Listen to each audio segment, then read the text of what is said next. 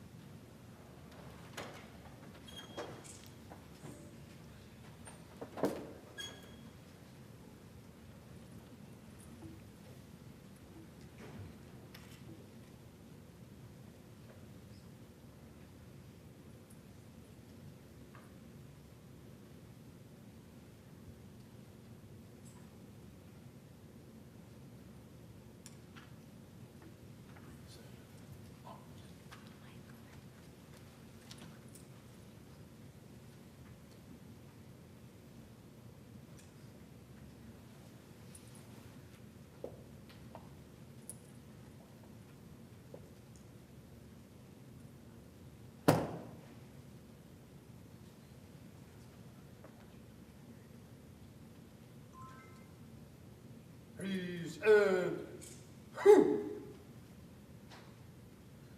Oh, say, can you see by the dawn's early light what so proudly we hailed at the twilight's last gleaming,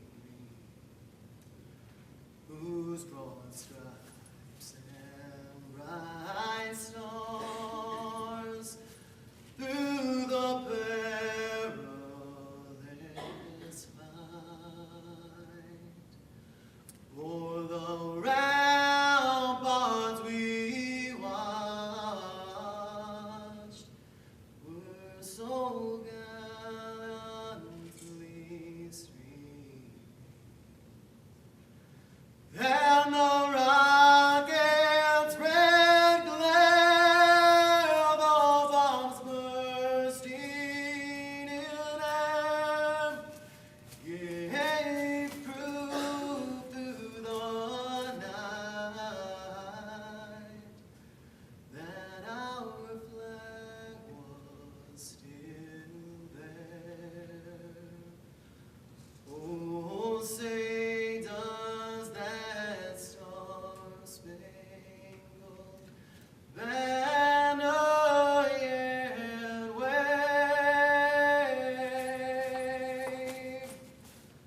o'er the land of the free and the home of the brave? Louder. Who?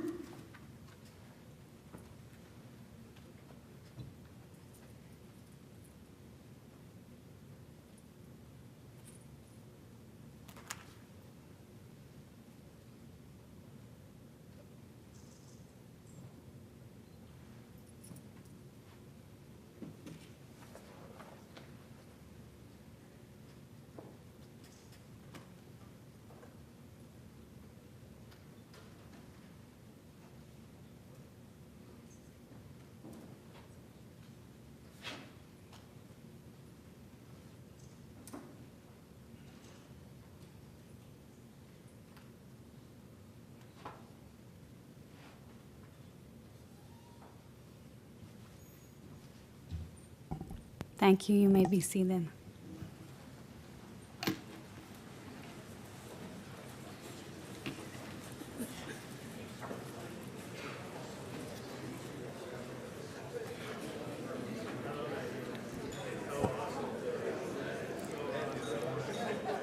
I'd like to invite to the stage our national president, John Adler, to say a few words. A few words.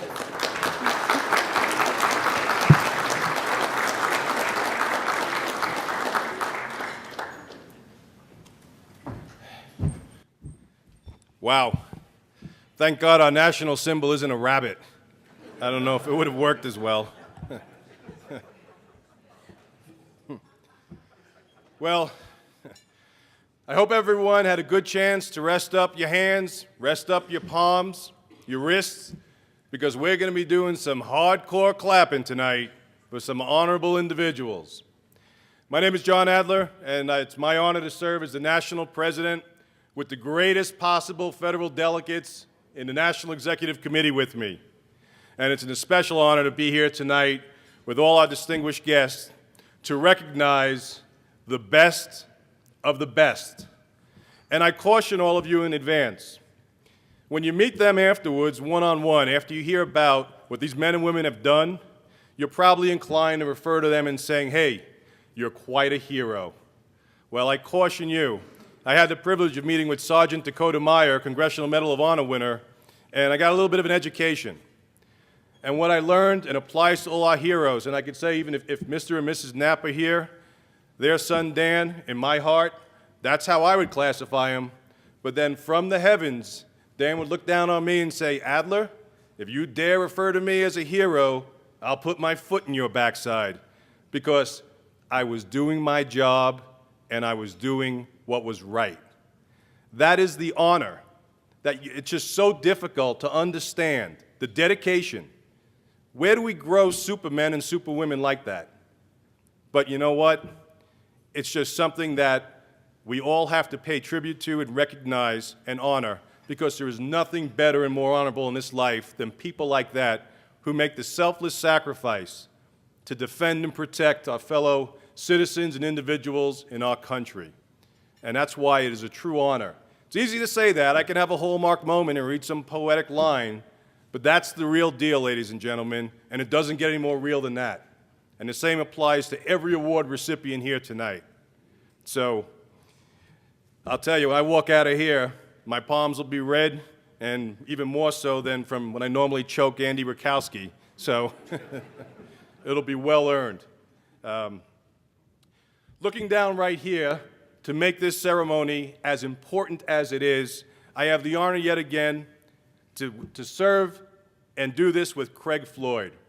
Craig Floyd, for those of you who may not know him, well, by title, he's the chairman and CEO of the National Law Enforcement Officers Memorial Fund. That is our sacred memorial wall in D.C., where Dan and other heroes' names, their names are inscribed permanently so that we can honor the way they lived and always remember their sacrifice. This man here may have a title of chairman, but you know what he really is? He's the guardian of our honor. So please, after we're done, take a moment to come up and say hello to Craig, because he's given his life to make sure that sacred wall is maintained and unfortunately will continue to grow, because we're going to continue to have men and women who do make the ultimate sacrifice. And Craig is our MC tonight, and there is no better person on this planet to read to you and make you aware of what our outstanding awardees have done to be recognized tonight. So I'm honored to be here with Craig Floyd again. Craig, thanks for being here, buddy.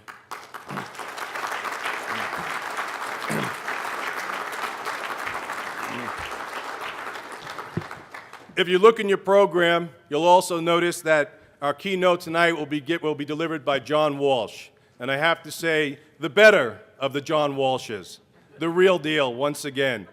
John is the district U.S. attorney here. He's supported and has spoken at our chapter events. He's a career dedicated public servant, and we should only have as many district U.S. attorneys as dedicated and honorable as this man is, and we're fortunate enough to have him here tonight to deliver the keynote. You ain't getting away with it. Now, I always take pleasure. You know, I've gone to so many other law enforcement events in my role as national president, and some of these events have a lot of celebrities who show up. They're there, and they seem like nice men and women, They're there to support us. They come up and tell a funny joke or two or a sad or poignant story. But then you know what I find out afterwards? They get paid to do that. They get paid to come to these functions. Well, guess what? I don't know if we stepped in a monumental pile of dog excrement, but Vincenzo over here, Vincent D'Onofrio, comes. And you know what? He's our 911. And not only for FLEOA, for Craig and the National Law Enforcement Memorial, he's also our national spokesperson. This man comes because that's what his heart tells him to do. And I'm sorry to do this because you know what? He hates this. He doesn't want me standing up here saying nice things because he's here for the awardees, he's here for the families, he's here for you. He is not here to listen to me say nice things about him, but too bad. So, Vince, you know what? It's just so great for me to see a guy who's like 6'20" come up here and tell you how impressed he is that when, bad things happen, he runs in the other direction, and whereas all of you, the law enforcement community, run towards the problem. And I love hearing the man speak from his heart. So Vince, come on up here, brother.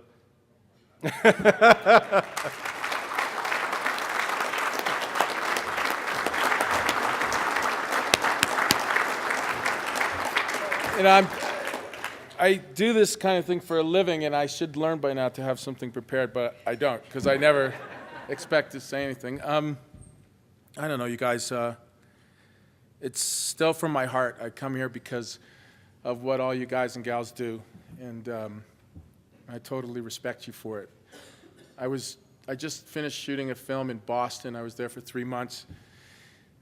Did a film with Robert Duvall and Robert Downey Jr. And I realized one day I was a town away from Watertown, and so I said to one of the buddies on the set, I said, why don't we drive over to the station house? I don't know if you know who they are, but they're the guys who captured the older brother, Bomber, in Massachusetts. So I went over to the station house there, and they were just totally shocked that I would show up, without cameras and stuff. And I met Chief Edward DeVoe there, an incredible guy.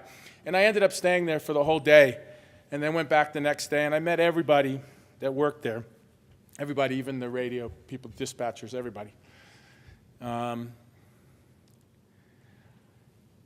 Then one of the lieutenants and two of the sergeants that were actually there on the street, on Laurel Street, in the shootout, who actually captured the older brother. I don't even like to say their names, the bombers. They took me to Laurel Street and they walked me through it. Walked me through the whole scene, things that we didn't hear on the news, what they went through, how many bombs were actually thrown at them, how many bullets were fired at them, how they ran out of ammunition 3 minutes in. And I could go on. It just reminded me of all of you and the honors that we're going to give and the people that are going to get them tonight. That you guys and girls, you actually stand in front of guns. For me, that's unthinkable. That you stand in front of bombs, whatever the bad guys are throwing at you. And I am not made of that. And you guys and gals are, and I respect you, and it's an honor to be here tonight. And I thank you for having me again.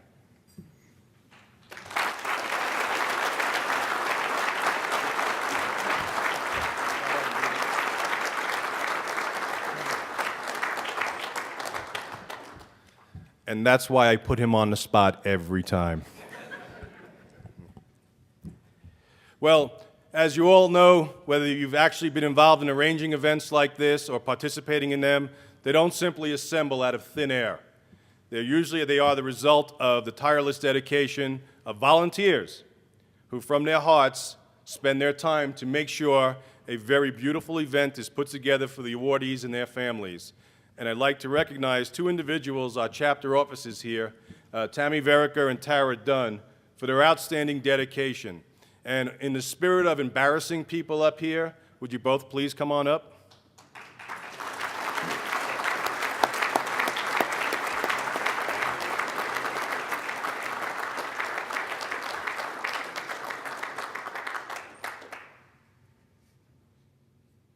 Blowing kisses at my baby, sorry. Since my hired help abandoned me, Tammy, FLEOA thanks you for all your hard work and dedication to make the FLEOA 2013 National Conference such a success, September 2013. And if you don't believe me, here's my fingerprint.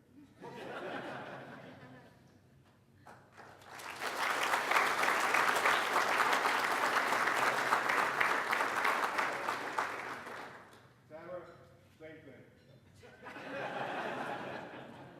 It's worth reading. Some things are worth saying twice. Tara, thank you for all your hard work and dedication to make the FLEOA 2013 National Conference such a success, September 2013.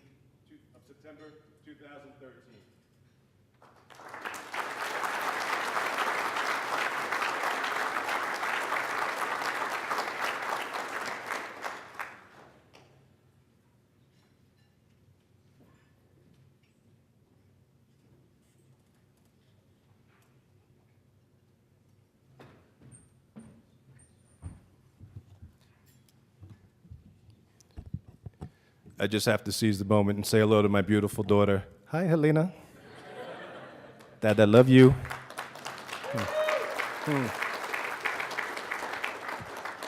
You know, it resonates since my beautiful daughter was born. What all of our outstanding awardees, I got to resist the hero thing. What all of you have done, it now rises to a new level. Because I always say, all right, well, I'm getting soft and fat, but I can still somewhat handle myself. I'm not imminently concerned about being attacked and all that, right? But I have a daughter. And what all of you have done, it hits home. Because you're risking your lives to keep her safe. Because I can't do it, and Mercedes can't do it 24/7. So God bless all of you from the heart.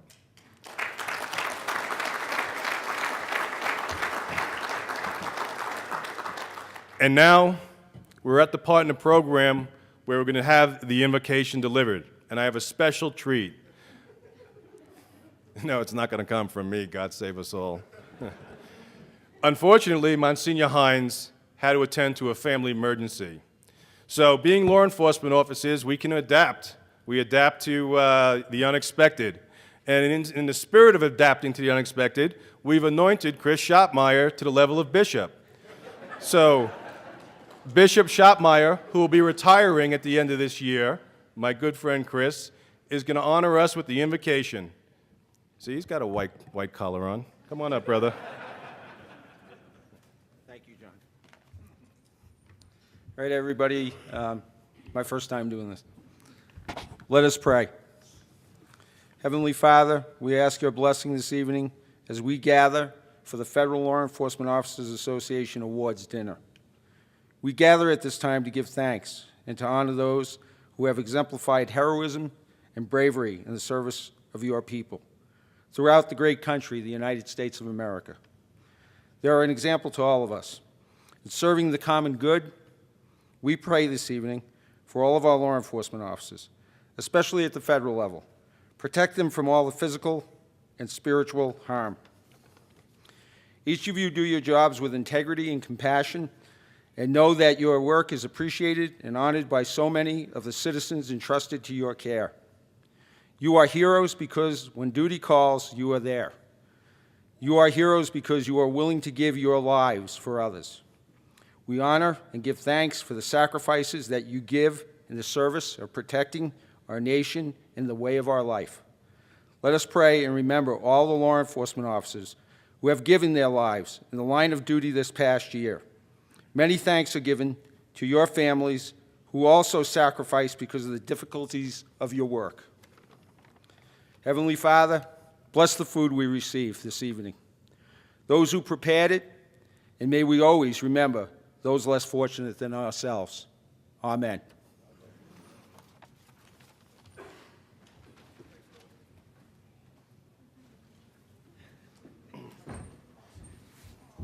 What do you have to say, baby? She said, enjoy your meal. Thank you, everyone. We'll be serving the meal, and we'll resume the ceremony at some point at the latter part of the meal. Enjoy. Bon appetit. Bye. Bye.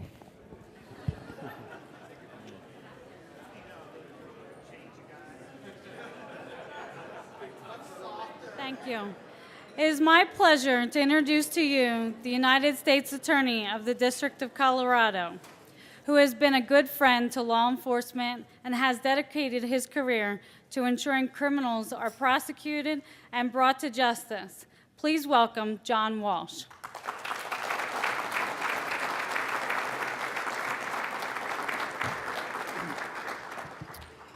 Good evening, everybody, and welcome to Denver and Colorado. I hope you've had a good visit these last couple of days and that you have a good day tomorrow as well. We're very honored and delighted that you chose Denver this year to be the place for your two-year conference, and you're welcome back anytime. It's wonderful to have you here.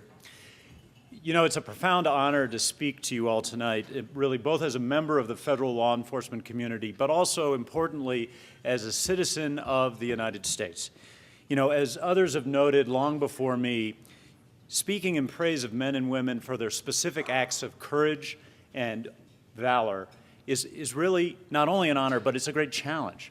The fear that I had as I prepared for this talk is that somehow my lack of eloquence or my failure to really describe the acts of these men would undervalue or depreciate what they've done.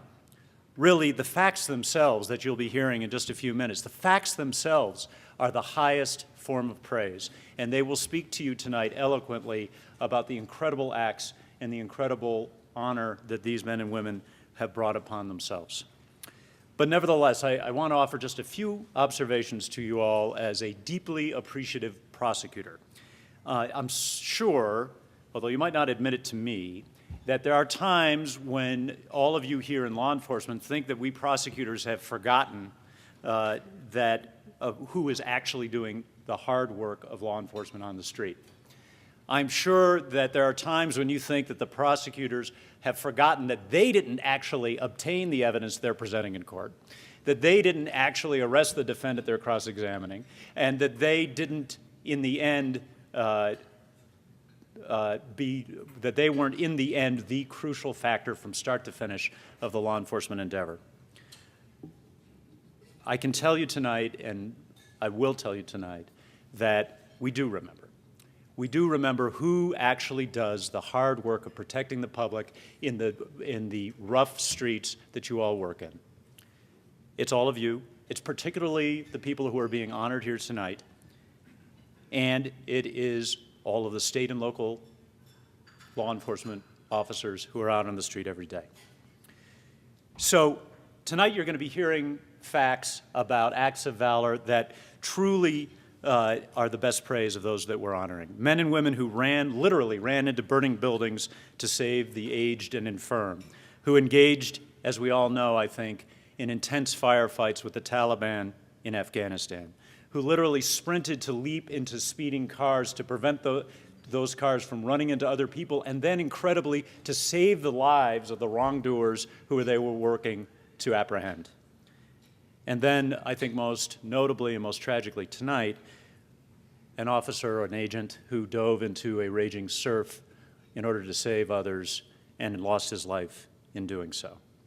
You know, anything that I say tonight, my words tonight, are small in the balance compared to the acts of the men and women who are honored here tonight. There is, in fact, so much to honor here that I am humbled by it. Now, any thoughtful person who hears these tales of truly heroism, and I'll use that word, will immediately ask themselves two questions, it seems to me. The first is the age-old question. If I had been there that day, would I have acted so nobly? That question, I suppose, has no certain answer until the day arrives. The second question, it strikes me, is more complex. Why? Why did these men and women react in a way that was so true, so good, and so selfless? So let me address that second question first, in the hope that it might shed some light on the first question as well. Why were these men and women so brave and selfless? Obviously, I can't speak. I don't know what their actual thoughts and motivations were on the days that they engaged in these incredible acts. But let me venture just a few broad observations based on my experience with and in law enforcement. First, we all know, there's no doubt, that character played a commanding role. Each of the award winners here tonight reached down deep into their souls in a moment of crisis and danger and found something strong and true that they could work with, that impelled them to act and freed them to act. Moreover, of course, and everyone here in the federal law enforcement community knows this, the intense and superior training that you've all received unquestionably played a pivotal role. These men and women, like you, trained and trained intensely. They were conditioned to act under dangerous and often unclear circumstances, to weigh the various options really almost instantaneously, because there was no other time but instantaneously to do it, and to act as ultimately their trained judgment guided them. But as I read through the awards in preparation for this event tonight, something else really struck me. As you listen to the awards this evening, you're going to note that many of the officers and agents who are being honored acted in the specific furtherance of their duty as law enforcement agents. They had a particular assignment, they were acting on it, they acted bravely. But you're also going to hear that many of the other officers who are being honored, and appropriately honored, did not. That they intervened when they were off duty, when they were merely passing by, with no necessary or direct relationship that they were under orders to act. They did it of their own free will. Now, whether these acts of valor were as a direct result of their duty as law enforcement, or whether they were not, they're equally deserving of our praise and of our great honor. But the fact that these law enforcement officers acted without hesitation in both circumstances, on duty and off, is telling, because it says something, it seems to me, it says something fundamental about what motivated them. Really a sense of responsibility, a sense of ownership of this country and of our and their community, and an abiding sense, ultimately, of our common humanity. And that in turn says something not only about these officers and agents, but about our nation. Why did these men and women feel so deeply that sense of common purpose and responsibility? You know, police officers in Egypt and Syria today, I suppose they're highly trained too, at least by the standards of those countries, but they're not acting this way. By all accounts, they're acting exactly the opposite way. In the Nazi German years or in the Soviet Union, there were highly trained law enforcement officers there too. They didn't do these sorts of things. They acted in a very different and darker way. No, in the end, what struck me about the acts of valor that you'll hear about tonight is that they are the acts, ultimately, of a free people who are living in a democracy that calls on all of us to participate, and all of us, in effect, to rule ourselves, puts us to that ultimate test. And they're also the acts of a people who are living in a democracy that is ruled and protected by a law, our Constitution, that holds us all equal in our rights, but also equal in our responsibility to our fellow citizens. And that's a law, I will tell you, that I think the people of the United States, and all of you I know, don't just think about as something for the courts. They think about it as something in their day-to-day lives, as something about how they lead their professional work and about how they should be as citizens of this great nation. So these men and women acted because of their incredible character, and they acted because of their intense training, yes. But they also acted because they are ultimately Americans who feel and understand reflexively that they themselves are responsible for their communities and who know really deep down in the marrow of their bones that upon each of them and upon each of us depends the success or failure of this great experiment that we call the United States, this great experiment in democracy, self-government, and freedom. So, you know, we're sitting here in September of 2013. It's a time of great conflict in our public life and discord in our nation's politics. We're going to see quite a bit of that this coming week, I think. It's easy to become a little disheartened about the future of our public life in the United States. But reading about the acts of the men and women who you are honoring here tonight leaves no doubt that the future of our great nation is in very good hands. These men and women show us that we have nothing to fear in this country, and they give us something ultimately that is priceless. When the day does arrive for each of us, and it will for each of us, and for many of you it has already arrived, when the day does arrive when that first question is called, will I act so nobly, we have their real living example urging us on. So in closing, I want to say this. Thank you, both to the award winners who are here tonight, but I think importantly also to their families, who are really the rock on which they stand. I want to give particular thanks and my deepest best wishes to the parents of Special Agent Knapp, who is honored tonight, and who really gave the ultimate sacrifice to save others. And finally, I do want to thank every member of this audience, whether you're a federal law enforcement officer, a family member, state or local law enforcement. Thank you for all the work that you do and the bravery you show, whether or not it's recognized on a day-to-day basis or not. But also, importantly, for the light that you hold up, showing all of us as Americans what free men and free women can do. Thank you very much. It's a great honor. I look forward to the presentation.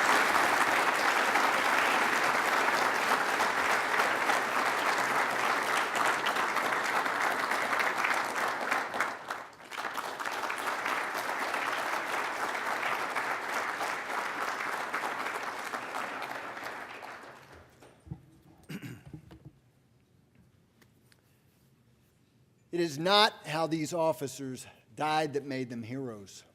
It is how they lived.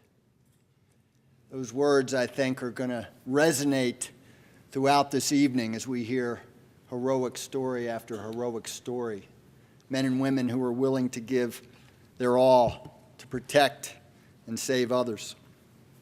I wanted to share a story that I think is appropriate here this evening. It's a man named Robert Forsyth. He was a Revolutionary War hero, and he was appointed to the position of United States Marshal, one of the 13 original United States Marshals, in 1789 by President George Washington. And his territory that he was responsible for was the Republic of Georgia. And back in those days, U.S. Marshals wasn't a particularly glamorous job. They were principally responsible for conducting census and also for serving civil papers. And on January 11th, 1794, Robert Forsyth heard that two brothers, Beverly and William Allen, somebody that he was looking for to serve papers in a civil case, were nearby at a home in Augusta, Georgia. So he went with two deputies to serve those papers, perhaps expecting some trouble. The fact that he had two deputies join him, we can't be certain. He asked them to step out on the porch so he wouldn't embarrass them in front of their friends, and inexplicably they ran upstairs, locked themselves behind a door. And Marshal Forsyth walked up the stairs, leading his two deputies, and a single shot rang out. Beverly Allen had fired a pistol shot through the door, striking Marshal Forsyth flush in the head, killing him instantly. Robert Forsyth is the first of 1,057 federal law enforcement professionals to lose his life in the performance of duty. And we honor him tonight as we honor all those who have followed in his footsteps and carried on his tradition of selfless service and supreme sacrifice. And we are proud to do so. He is one of 19,981 names on the National Memorial in Washington, D.C. That memorial was dedicated in 1991, and today it has 19,981 names inscribed on those marble walls. This past May, we added 321 new names to the memorial. 9 of them were federal agents who died last year. Our organization, in partnership with the Federal Law Enforcement Officers Association, is very proud of what we do to honor those who serve us so well in life. But we also want to prevent death. And that is why so much part of our mission, and what I wanted to spend a couple minutes here tonight, is to prevent line of duty deaths, prevent line of duty injuries. It is one of our primary missions.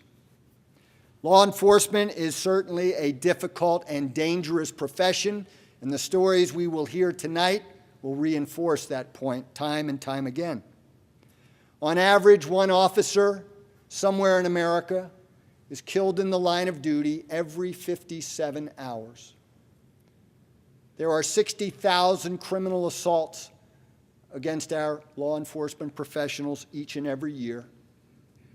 There are 106,000 injuries to our law enforcement professionals on an annual basis. Yet amazingly, 900,000 sworn federal, state, local, territorial, tribal law enforcement officers go out each and every day, putting their lives at risk for the safety and the protection of others. It's an amazing story. And we owe it to all of those officers, including all of you who serve and have served, to make it as safe as we can for all of you. Injury and death have too long been accepted as simply a part of your job. Think about it. We have to go back to 1944 to find a year where we had fewer than 100 law enforcement fatalities in that year. Last September, and this September coming up, I'll be attending the Canadian Memorial Service. Last year, thousands attend this wonderful ceremony to honor their fallen from the prior year. And they have honor guard after honor guard unit march by, and they salute as they pass the hats of the fallen. Last year in Canada, there was one hat on display. One Canadian officer, Vincent Roy, who had made the ultimate sacrifice in the prior year. I think there are lessons to be learned from our neighbors to the north. It's not so far-fetched to think that we could someday have a year where we have 0 deaths. And that is what we all should be working toward. We need to do more to create a better culture of safety in law enforcement. Just consider these facts. More than 30% of the officers killed in the line of duty the last 2 years were not wearing body armor. More than 40% of the officers who died in auto crashes the last 2 years were not wearing their seat belts. Roughly 40% of the officers killed in auto crashes the last 2 years were single-car crashes, usually driving too fast for the conditions, never made it to that call for help or to that emergency situation. 164 cop killers over the last 10 years were out on parole or probation for some other crime when they murdered that law enforcement professional. And the average age of the officers who died in the line of duty last year wasn't the rookie out of the academy. They were 41 years of age with an average length of service 12 years. The lessons learned are simple. Wear your body armor. Always buckle your seat belts. Drive slower based on the conditions. You will get there. Tougher criminal justice for the worst of the worst criminals. Don't ever take any assignment for granted.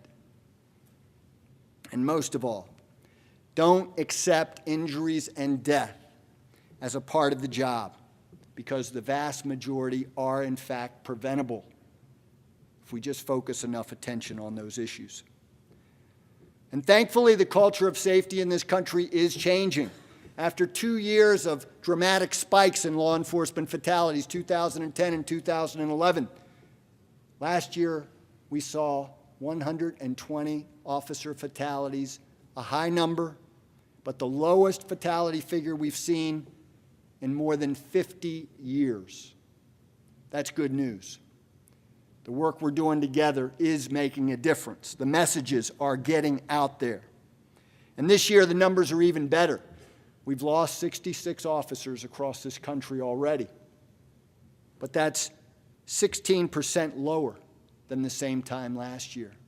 Firearms-related fatalities are down 30% compared to the same time last year. We've lost 5 federal agents, though, already this year. 9 all of last year. If we continue to focus on law enforcement safety in this country, this could be the first year since 1944 that we see a number below 100. And that's just the beginning, because really the only good news is 0 deaths. And that's what we all must work toward. I want to thank the Federal Law Enforcement Officers Association.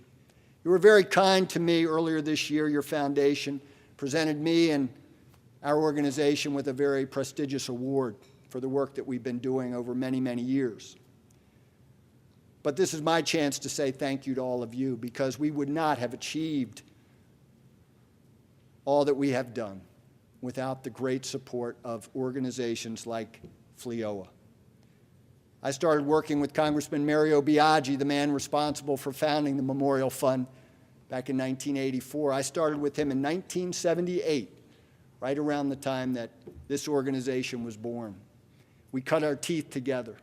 We accomplished a lot of great things together, and we've got a lot more work still to do. But I thank all of your leadership. I thank you for helping us build a national memorial, for getting a law enacted to lower the flags of the United States to half-staff on May 15th, Peace Officers Memorial Day. And you helped pass a law in 2000 to allow us to build the first ever National Law Enforcement Museum, which is now very close to reality. I want to do a special shout out to your president, John Adler. He always says nice things about me. It's a mutual admiration society. But I'm going to tell you a story. This is a go-to guy for me. Anytime we have a challenge, I go to this man and ask him what his thoughts are, and he always is sound in his judgment. But this year we had a particularly challenging case, a name that we had to decide, should she go on the memorial wall or not? You may remember the case. I think a lot of FLEOA members were very personally involved in it as well.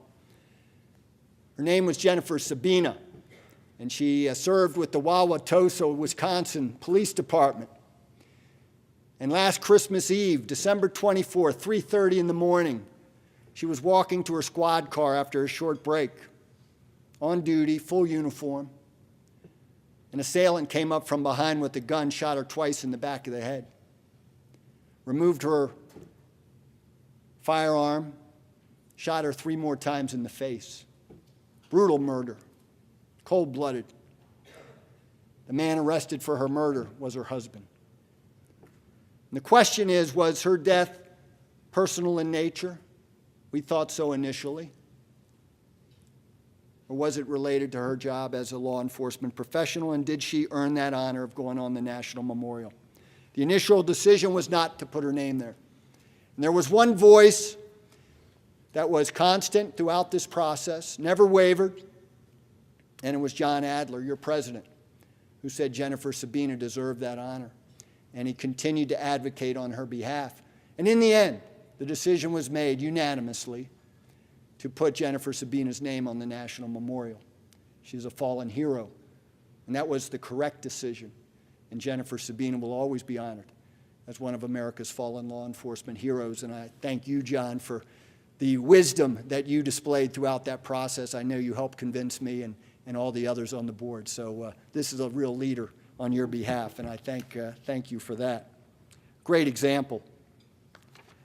I want to thank a few other FLEOA members. You've done so much for us over the years. I oftentimes get in trouble singling people out, but there have been some of you that have really gone above and beyond.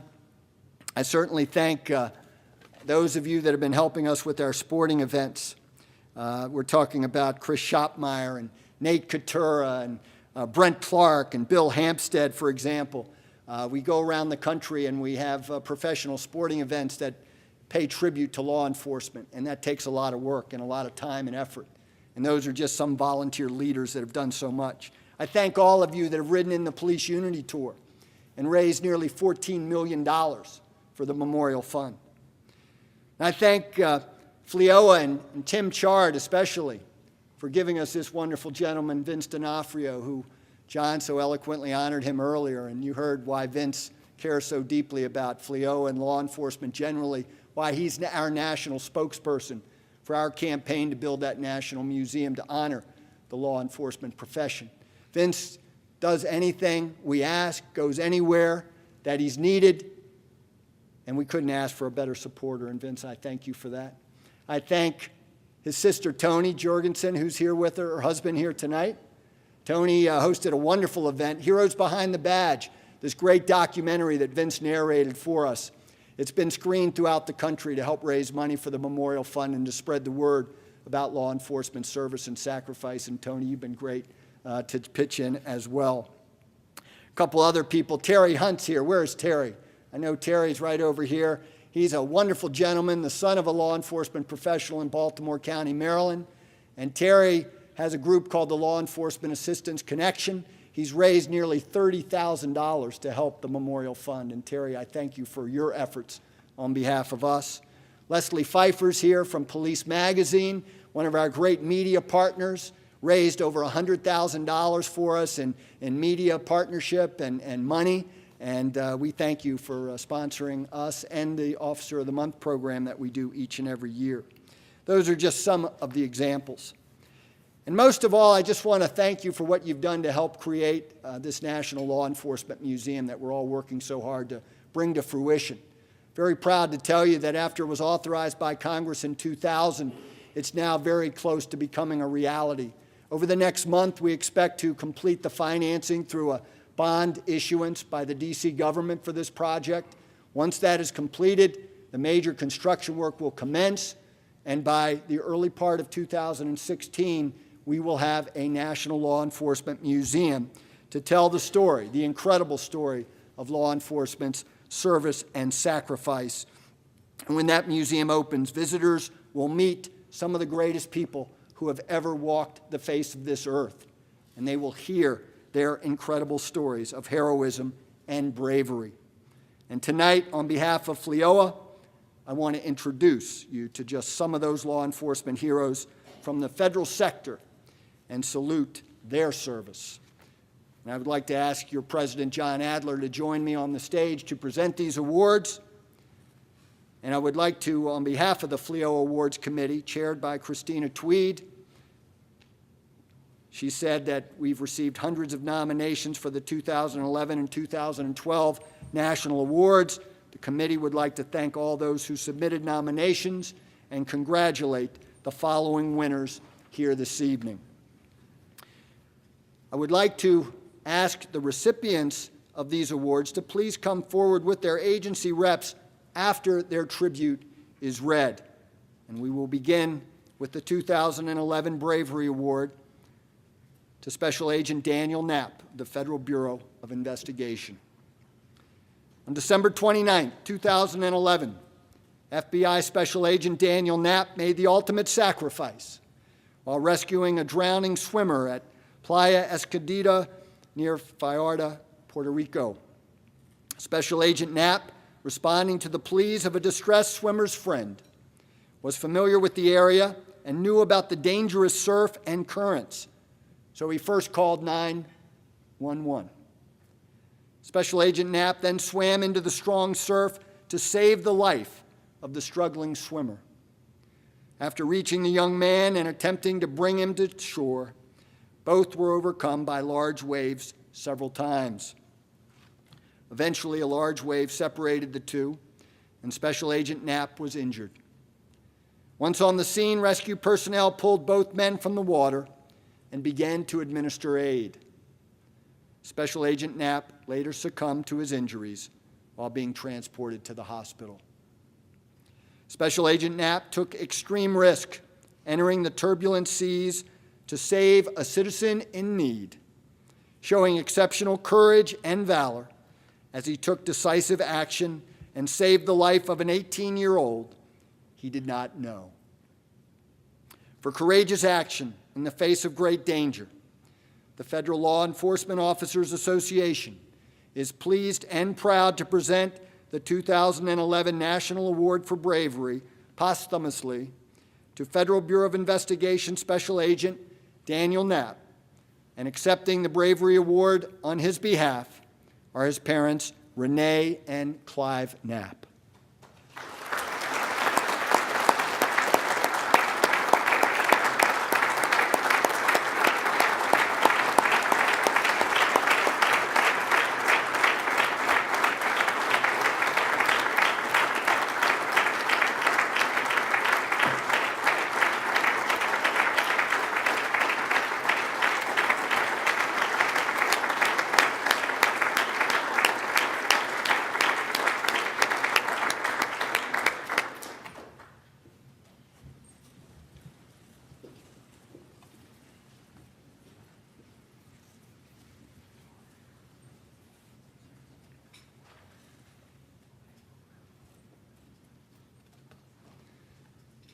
On the morning of October 31st, 2011, special agents of the Drug Enforcement Administration, Foreign Deployed Advisory Support Team, were assigned to conduct counter-narcotics and counter-insurgency operations in Afghanistan, along with the Afghan National Interdiction Unit and Australian Defense Forces. This combined joint task force departed their base in Afghanistan via 4 helicopters as part of a mission to execute Afghan drug warrants and search for narcotics and heroin production labs. The team began to search the target area and accompanying opium bazaar when they began to receive sporadic incoming enemy fire. The combined joint task force accomplished their assigned duties per the mission plan and then maneuvered to the extraction location, all while under enemy fire. As the helicopter landed and the team moved toward it, the ground erupted with another volley of Taliban firepower. 3 of the 4 helicopters landed as intended, but the 4th helicopter had to abort its landing approach due to heavy Taliban resistance. The 4th helicopter made an additional orbit and subsequently landed in the vicinity of Special Agents Joseph Piersante, Jared Johnson, Justin Vanderbilt, Paul Harris, Matthew Stewart, Matthew Fisher, and Brent Portinga. As the helicopter landed and the team moved toward it, the ground erupted with another volley of Taliban firepower. Special Agent Piersante, carrying a belt-fed machine gun, laid down suppressive fire, which enabled Special Agent Stewart, Harris, and Fisher to board the helicopter. Once inside the helicopter, Special Agent Stewart opened a side window and continued suppressive fire from his shoulder-fired weapon. Agent Stewart then directed an Afghan door gunner to initiate suppressive fire from the aircraft's crew-served weapon in an attempt to cover the remaining members of the team still outside the helicopter. Special Agent Piersante was approximately 10 meters from the rear of the helicopter when he was subsequently hit by enemy fire. A bullet penetrated Agent Piersante's ballistic helmet, entering above his right eye and exited above his left eye. Special Agent Johnson, who was immediately to Agent Piersante's left, observed the injury, grabbed Agent Piersante by his tactical gear, and began dragging him to the rear of the helicopter, immediately assisted by Agent Vanderbilt. As Special Agents Johnson and Vanderbilt were lifting Agent Piersante into the rear of the helicopter, Agent Portinga positioned himself at the rear of the aircraft and continued laying down suppressive fire.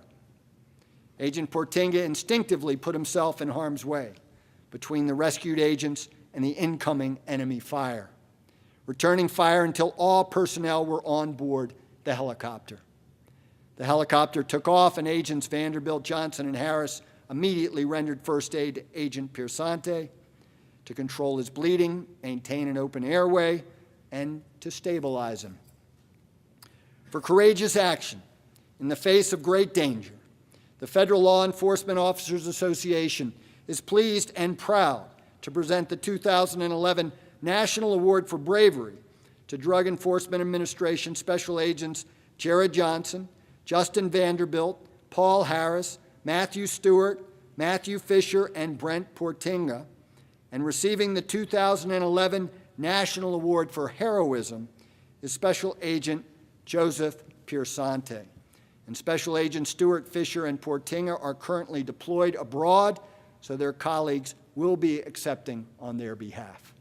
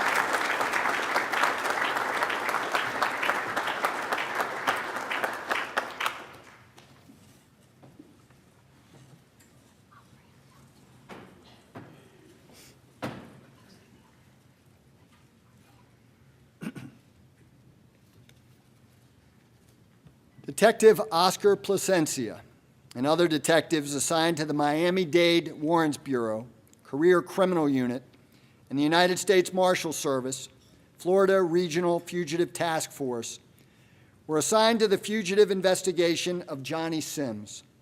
Sims was wanted by the Miami-Dade Police Department for homicide. On January 20th, 2011, the detectives attempted to make the arrest at his mother's residence in Miami-Dade. Upon entering the residence, Sims, armed with a semi-automatic pistol, immediately began to fire at the detectives, fatally striking detectives Roger Castillo and Amanda Haworth. A third detective was also injured during the initial encounter.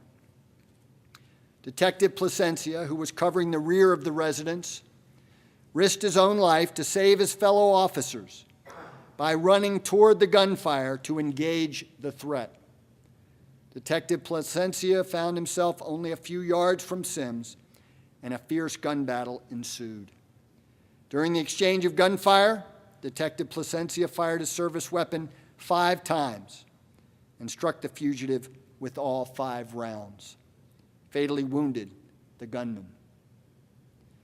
For heroic action in the face of great danger, the Federal Law Enforcement Officers Association is pleased and proud to present the 2011 National Award for Heroism to Miami-Dade, Florida Police Department Detective Oscar Plasencia.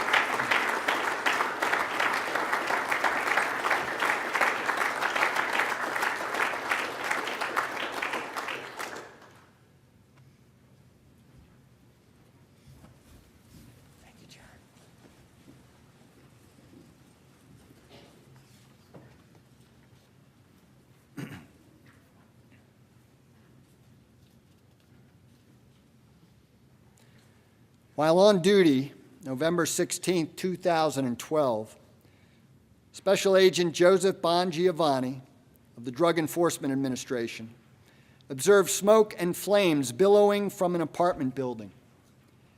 Agent Bongiovanni witnessed the flames blow out several windows on the 2nd story as a woman who appeared trapped emerged and fell 2 stories to the ground. Agent Bongiovanni immediately ran to help the woman. After learning others were trapped inside, he entered the burning building and assisted several residents to safety. Agent Bongiovanni, along with 2 off-duty Buffalo firefighters, started clearing the building and evacuating anyone still inside, crawling on their hands and knees to stay below the smoke in the apartment hallways. Agent Bongiovanni and the firefighters began breaching doors and were able to evacuate several more people still trapped inside. They continued their efforts until Buffalo firefighters and equipment arrived and began combating the fire. Agent Bongiovanni, through his selfless actions, upheld the finest tradition of federal law enforcement. He purposely went into harm's way, putting the safety of others before his own, and in so doing, he saved many lives. For courageous action in the face of great danger, the Federal Law Enforcement Officers Association is pleased and proud to present the 2012 National Award for Bravery to Drug Enforcement Administration Special Agent Joseph Bongiovanni.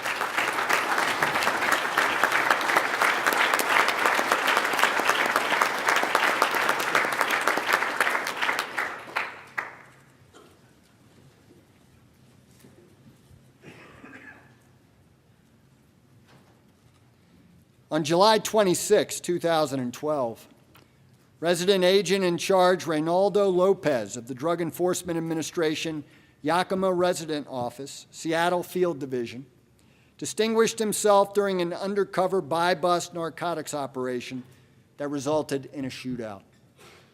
During this operation, the suspect attempted to drive over and murder Special Agent Wayne Ashton in a Home Depot parking lot.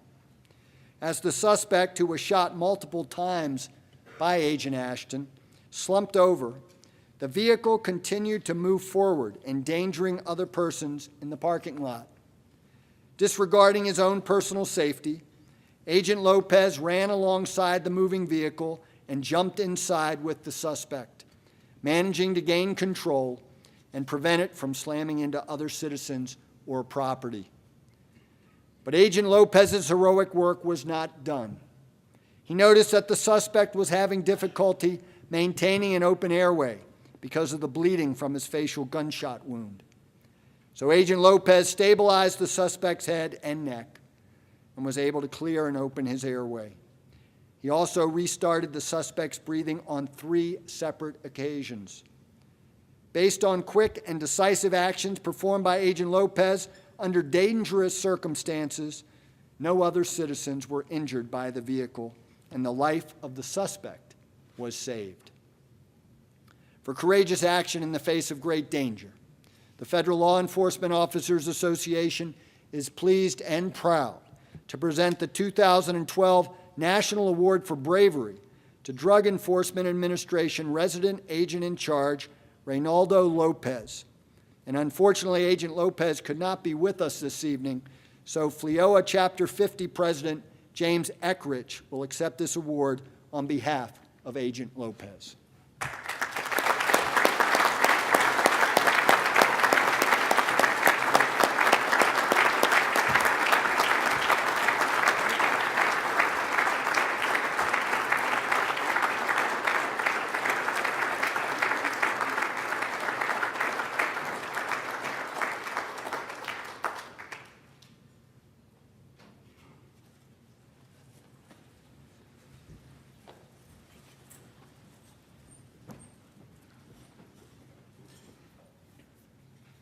On November 16, 2012, Utah Highway Patrol Trooper Dustin Livingston stopped the suspect for following too closely to the preceding vehicle. Based upon his interaction with the suspect, Trooper Livingston became suspicious that the suspect was engaged in illegal activities, so he deployed his drug-certified canine. When the suspect did not comply with commands and fled the vehicle, Trooper Livingston engaged him with his taser. During the struggle between Trooper Livingston and the suspect, Drug Enforcement Administration Assistant Special Agent in Charge Frank Smith and Group Supervisory Special Agent Susan Thomas came upon the scene in their vehicle. Agent Smith and Agent Thomas immediately stopped and ran to render assistance to Trooper Livingston, identifying themselves as federal agents. Upon Agent Smith's and Agent Thomas's arrival, the suspect was sitting in the driver's seat of his vehicle, attempting to flee. As Trooper Livingston and Agent Smith were attempting to subdue the suspect, he began to drive away, dragging both Trooper Livingston and Agent Smith a short distance.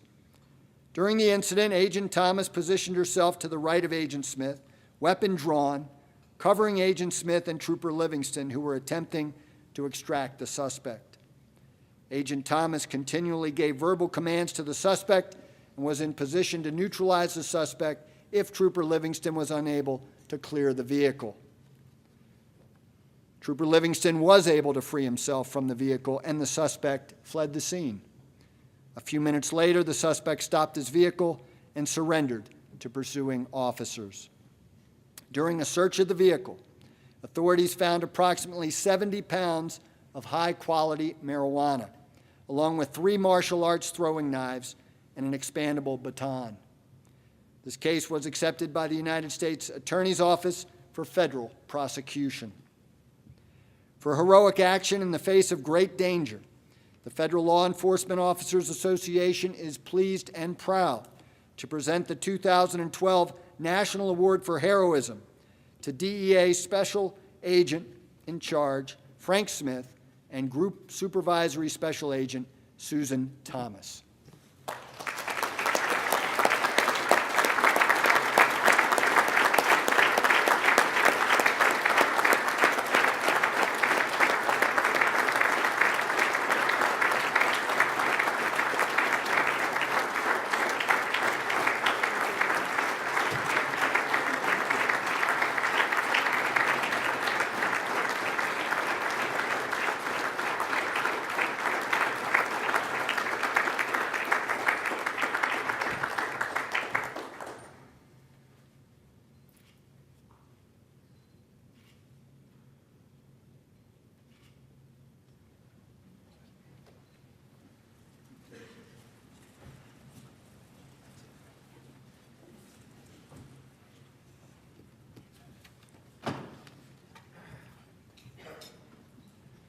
Let me conclude by saying that all of tonight's honorees are obviously outstanding and inspirational representatives of the law enforcement profession, so I'd like you to please join me in one more round of applause for our award winners.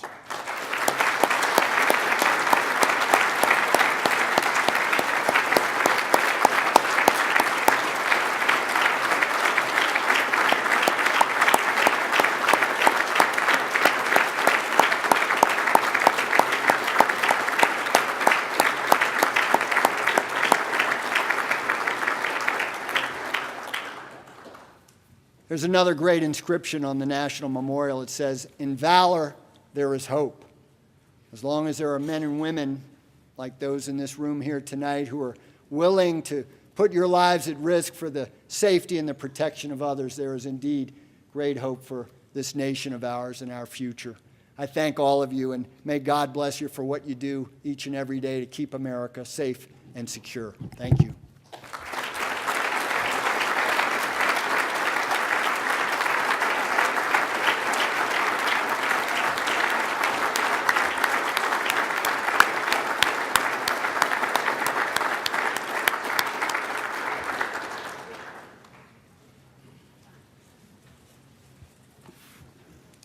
Ladies and gentlemen, thank you all for joining us this evening to honor our Bravery and Heroism Award recipients.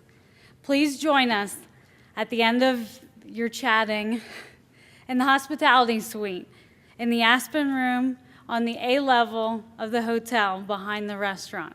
Thank you very much. And I want to add one more thing. You see 3 awards still up here. I would like Jared, Justin, and Paul to please return to the stage and accept your coworkers' awards. Thank you.